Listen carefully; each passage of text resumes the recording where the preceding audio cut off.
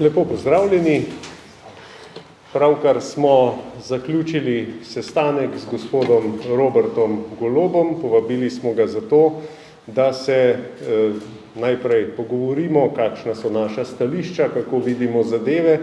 Skratka, šlo je za spoznavni sestanek, če uporabim ta izraz. Danes seveda nismo odpirali zadev v globino, ampak smo pač ugotovili, da je naš skupen cilj, da ta vlada odide, da se po volitvah vzpostavi drugačno stanje v državi. To smo ugotovili že tudi pred časom, glede na izjave vseh, ki smo jih dajali, tako da o tem ni nobene dileme. Tako da prvi sestanek je potekal v dobrem vzdušju, smo se kar lepo pogovorili in če ne bi bilo nobene volje po sodelovanju, potem verjetno tudi sestanka ne bi imeli. Tako da za prvi sestanek lahko povem toliko in pomembno je, da vse sile v državi, ki menijo, da sedanje stanje, ko vlada z bombonjerami kupuje glasove, ni dobro in da je zadevo treba spremeniti. Toliko iz moje strani, seveda pa bom in bomo vsi na voljo tudi za vaša vprašanja. Hvala lepa, lepo pozdravljeni. Zdaj, ravnokar smo, kot ste slišali, končali sestanek z gospodom Golobom. Sestanek je bil dober, jaz sem zadovoljna, mi smo odprli pot dialoga in sodelovanja. Prvi korak je, da 24. aprila zmagamo. In to je naš skupni cilj, tu smo se zelo jasno strinjali, da si želimo zamenjati vlado, in da bomo v teh naporih skozi pogovore skupaj sodelovali. To bo tudi nov začetek za Slovenijo, začetek velikih sprememb in ta pot dialoga, ta pot sodelovanja je v Sloveniji tisto, kar smo pravzaprav Socialni demokrati že decembra večkrat povedali. Vsi, ki želimo velike spremembe, ki želimo ljudem dati nazaj normalnost, se moramo povezati in sodelovati. Tako da vsak je v tem prostoru več kot dobrodošel. Ljudje so in naši volivke in volivci močno razočarani nad ravnanjem vlade. Jaz sem osebno prepričana, da stranka ali gibanje Svoboda se lahko pridruži tudi naši demokratični opoziciji, ko bo seveda znano, kak je programa, ni ta trenutek še načrta in takrat, ko bo več znanega, se bomo lahko vsebinsko pogovarjali naprej. Verjamem pa, da moramo skupaj sodelovati in imeti ta cilj pred očmi, da zmagamo na volitvah aprila. Res smo dolgo govorili o energetski revščini in se zelo strinjali, da je tu vlada prepozno spoznala, da tudi zakon, ki smo ga vložili skupaj z opozicijo in prvopodpisanim poslancem SD-ja, priznava, da vlada spoznava pozno, da je energetska revščina v državi in da ne pomaga vsem tistim, ki so danes res prizadeti. Da dobesedno nekaj dni pred volitvami kupuje z obljubami in z denarjem na račun davkoplačevalcev in na račun naslednjih generacij te volitve. Hvala. Ja, lep pozdrav. Sej k temu, kar sta povedala predhodnika, ni veliko dodati. Z Robertom Golobom kot predsednikom Gibanja Svoboda smo danes načeli dialog kot štirojica koalicije ustavnega loka. Pogovor je bil konstruktiven, smo pa ugotovili, da ga bomo lahko konkretneje nadaljevali, ko se Gibanje Svoboda konstituira, ko si določi program in ko bo znana ekipa, s katero bo Robert Golob delal. Je namreč šele na začetku svoje politične poti, kar nam je na začetku sestanka tudi zelo odkrito povedal.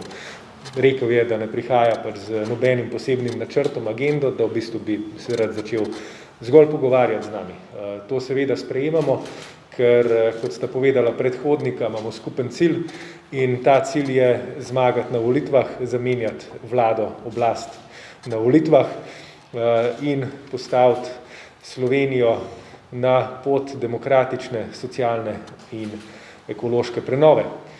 V Levici smo kot vedno odprti za sodelovanje, mislimo pa tudi, da bi bilo treba pred volitvami in po njih okrepiti sodelovanje s civilno družbo, predvsem pa odpreti naslednjo vlado državljanom, da ne bodo tako kot zdaj njihova mnenja trkala ali pa njihove kritike trkala ob steno, pač pa da bodo strani oblasti tudi slišane. Kar se tiče delovanja te vlade, smo skupaj ocenili, da deluje nedemokratično in pa predvsem, da izkorišča in ugrablja državo za lastne koristi, kar kaže tudi primer energetskega vavčerja. Energetski vavčer je namreč instrument, ki naj bi pomagal tistimi, ki so prizadeti zaradi draginje, v resnici pa si stranke koalicije z energetskim vavčerjem, predvsem z načinom, kako ga bodo razdelile, poskušajo kupiti volitve. Razdeljujejo ga namreč skupinam,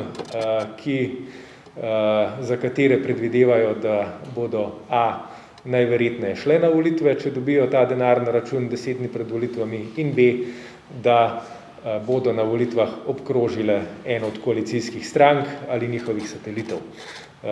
To seveda vsi skupaj, mi štirje in Gibanje Svoboda, zavračamo tako delovanje. Predvsem pa bi tukaj poudaril, da denar, ki ga bodo razdelili, bo šel iz podnebnega sklada. Se pravi, dobesedno namesto, da bi se pripravljali na podnebne spremembe na leto 2030, zrli v prihodnost, si na poceni način kupujejo volitve in to je ena od prvih praks, s katero bo naša vlada v primeru uspeha na volitvah presekala.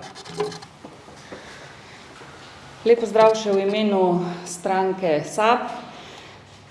4 stranke, ki smo združene pod imenom KUL, smo že pred pol leta podpisale, da bomo sodelovale, zato ker je Slovenija na napačni poti. Sodelovale bomo zato, da Slovenija ostane pravna država, sodelovale bomo zato, da se v Sloveniji prenehajo grožnje in sodelovale bomo zato, da morajo v Sloveniji veljati ustava in zakoni. Jaz lahko rečem za našo stranko SAB, da se bomo dogovora, ki smo ga podpisali, seveda držali. Prepričani smo, da bomo 24. aprila Slovenijo popeljali nazaj na pravo pot. Gospod Golob omenja, da v politiki manjka ženske energije, v opoziciji združeni pod KUL jo je več kot dovolj, tako da imajo volivci tudi možnost te izbire.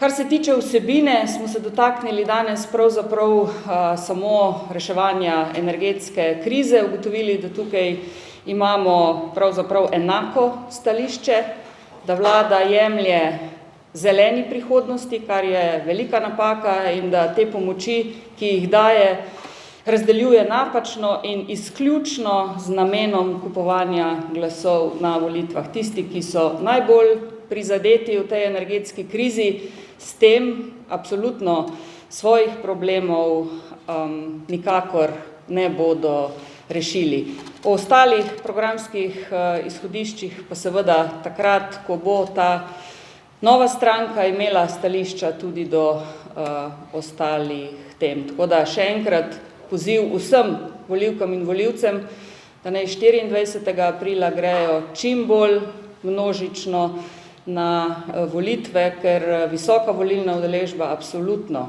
pomeni, da bo Slovenija šla nazaj na pravo pot.